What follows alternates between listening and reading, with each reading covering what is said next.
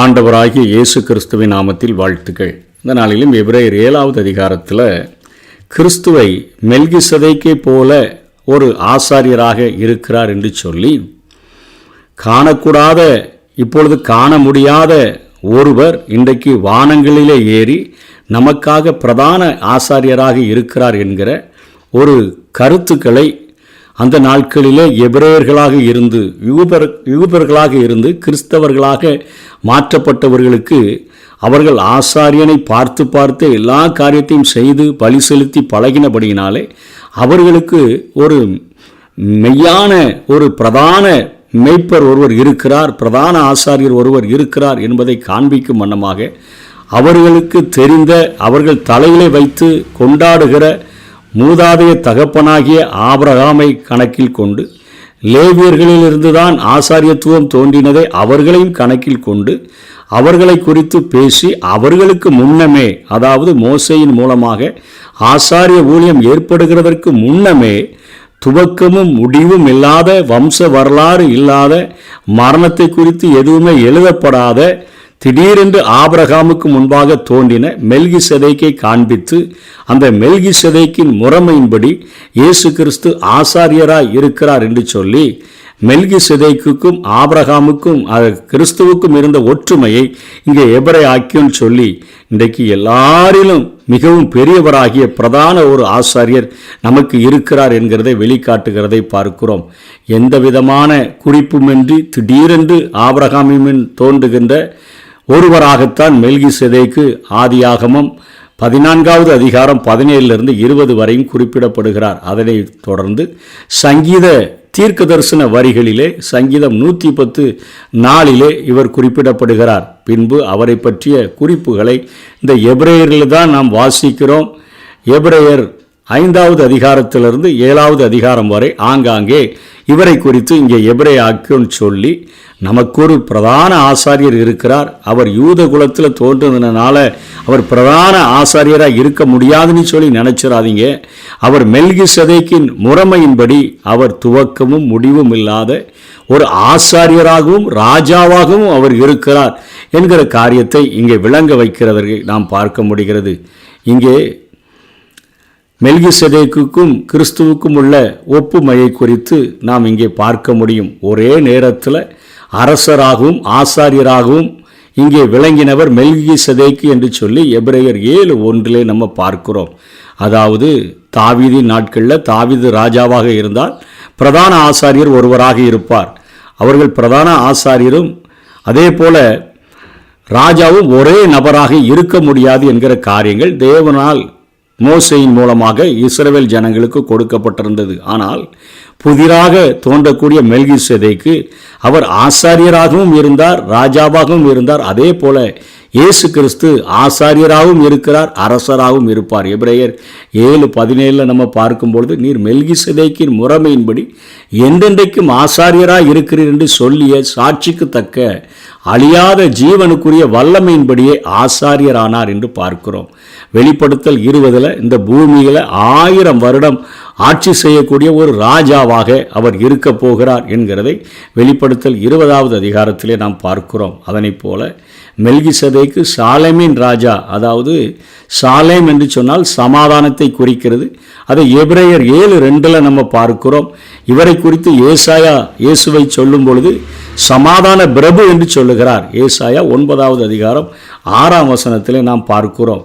இங்கே மெல்கிசதேக்குக்கும் கிறிஸ்துவுக்கும் உள்ள ஒப்புமையை பார்க்கும் பொழுது தாய் தந்தை குறிப்பிடப்படாதவராக மெல்கிசதேக்கு இருக்கிறார், மரணம் குறிப்பிடப்படவில்லை என்று நம்ம எபிரேயர் 7:3 பார்க்கிறோம். அதே போல இயேசு கிறிஸ்து நித்திய தன்மை உடையவராக இருக்கிறார். யோவான் 1ஆம் அதிகாரம் 1-2 வசனங்கள், எபிரேயர் 1:8 நம்ம பார்க்க முடியும். நித்திய தன்மை உடையவராக இருக்கிறார். அதனை போல ஆபிரகாமை விட மெல்கிசதேக்கு பெரியவர். ஆகவே தான் இங்கே சிறியவர்கள் பெரியவர்களாலே ஆசீர்வதிக்கப்படுவார்கள் என்கிற வார்த்தையை இங்கே எபிரேயன் எழுதுகிறதை நாம் பார்க்கிறோம். 7ஆம் வசனத்தில் சிறியவன் பெரியவனாலே ஆசீர்வதிக்கப்படுவான், அதற்கு சந்தேகம் இல்லை என்று பார்க்கிறோம். ஆகவே ஆபிரகாம் கையிலே தசம பாகத்தை பெற்றுக்கொண்டு மெல்கிசேதேக்கு ஆபிரகாமை ஆசீர்வதித்தபடினாலே ஆபிரகாமை விட பெரியவராக இவர் இங்கே காட்டப்படுகிறதை பார்க்கிறோம்.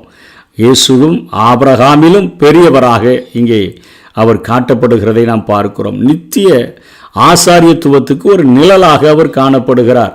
7வது அதிகாரம் 3ஆம் வசனத்தில் இவர் தகப்பனும் தாயும் வம்ச வரலாறும் இல்லாதவன், இவன் நாட்களில் துவக்கமும் ஜீவனின் முடிவின் உடையவனாய் இராமல் தேவனுடைய குமாரனுக்கு ஒப்பானவனாய் என்றென்றைக்கும் ஆசாரியனாக நிலைத்திருக்கிறான் என்று சொல்லப்படுகிறது. அதே போலதான் கிறிஸ்து நித்திய ஆசாரியராக இருக்கிறார் என்பதை சங்கீதம் 110:4 சொல்லப்பட்டதை தான் இங்கே மேற்கோள் காட்டி இவர் இங்கே எழுதுகிறதை பார்க்கிறோம். அவர் ஆணையிட்டு சொன்னார், அதாவது நீர் மெல்கிசேதேக்கின் முறைமையின்படி என்றென்றைக்கும் ஆசாரியராய் இருக்கிறீர் என்று கர்த்தர் ஆணையிட்டார், மனமாறாமலும் இருப்பார் என்று சொல்லுகிறதை பார்க்கிறோம். நித்திய ஆசாரியர். அதே போல மெல்கிசேதேக்கு நித்திய ஆசாரியத்துவத்துக்கு ஒரு நிழலாய் இருக்கிறார், தேவகுமாரனுக்கு ஒப்பானவனாய் என்று பார்க்கிறோம். கிறிஸ்துவோ நித்திய ஆசாரியராய் இருக்கிறார் என்று சங்கீதம் 110:4 பார்க்கிறோம். கிறிஸ்துவின் மெல்கிசேதேக்கிய ஆசாரிய முறைமையை உலகில் கொண்டு வந்தவர் இந்த மெல்கிசேதேக்கு. எபிரேயர் 7வது அதிகாரம் 17வது வசனத்தில் பார்க்கும் பொழுது அந்த மெல்கிசேதேக்கு தான் கிறிஸ்துவினுடைய ஆசாரிய முறை, யூத குலத்தில் பிறந்த ஆசாரியனாகவும் ராஜாவாகவும் இருக்கக்கூடிய ஒரு முறைமையை, அந்த கிறிஸ்துவின் அந்த ஆசாரிய முறைமையையும் அரசாட்சி முறைமையையும் இந்த உலகத்தில் கொண்டு வந்தவர் மெல்கிசேதேக்கு என்று பார்க்கிறோம். இயேசு கிறிஸ்துவை குறித்து மெல்கிசேதேக்கின் முறைமையின்படி ஆசாரியராகவே என்றென்றைக்கும் இருக்கிறவர் என்று சொல்லி எபிரேயர் 7:17 பார்க்கிறோம். மெல்கிசேதேக்கின் முறைமையின்படியான ஆசாரியத்துவம் ஆரோனிய ஆசாரியத்துவத்தை விட மேலானதாக உயர்ந்து விளங்குகிறது என்பதை இங்கே எபிரேய ஆக்கியோன் சொல்லிக் கொடுக்கிறார். ஆபிரகாமையும் தாண்டி அவரை விடவும் மேலானதாகி உலக மக்கள் அனைவருக்குமான உன்னதமான விசேஷித்த உடன்படிக்கைக்கு பிணையாளியாக நிற்கும் கிறிஸ்துவை தெளிவாக படம் பிடித்து இந்த எபிரேய ஆக்கியோன் காட்டுகிறார். பிணையாளியாக நிற்பதென்று சொன்னால் காப்புறுதி அளிக்கிறவராக, பராமரிக்கிறவராக, பாதுகாக்கிறவராக இருந்து பிதாவின் சந்நிதானத்தில் நமக்காக வேண்டுதல் செய்கிறவராக இருக்கிறார்.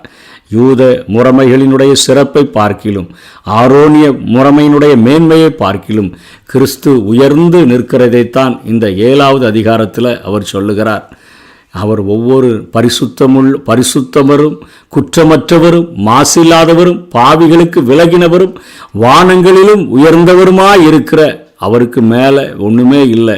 வானங்களுக்கு மேலாக சிங்காசனங்களை அமர்த்தி அதில் அமர்ந்திருந்து ஆளுகை செய்கிறவர். இவ்விதமான பிரதான ஆசாரியரே நமக்கு ஏற்றவராய் இருக்கிறார் என்று சொல்லி இங்கே ஆரோனை விட பெரியவராக, ஆபிரகாமை விட பெரியவராக, லேவி கோத்திரத்திலிருந்து வருகிற ஆசாரியர்களை விட பெரியவராக, மெல்கிசேதேக்கை போல கிறிஸ்து ஆசாரியராகவும் அரசராகவும் இருந்து இன்றைக்கு நமக்கு உதவி செய்கிறவராக இருக்கிறார் என்கிற காரியத்தை இன்றைக்கு ஐயோ எனக்கு, அதாவது மனித பிரதான ஆசாரியன் இல்லையே என்று கலங்குகிற ஒவ்வொருவருக்கும், உதவி செய்ய யாருமில்லையே என்று கலங்குகிற ஒவ்வொருவருக்கும் இன்றைக்கு வானங்களின் வழியாக பரலோகத்துக்கு ஏறி போய் பிதாவின் சன்னிதானத்தில் நமக்காக பரிந்து பேசுகிற ஒரு பிரதான ஆசாரியர், நம்மை போல எல்லா விதத்திலும் சோதிக்கப்பட்டும் பாவமில்லாமல் இருக்கிற ஒரு பிரதான ஆசாரியர், நம்முடைய பலவீனங்களை குறித்து பரிதபிக்க கூடாத ஒரு பிரதான ஆசாரியர் இல்லை.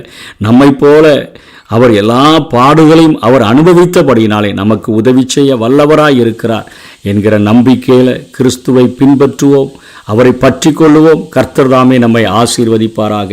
ஆமென்.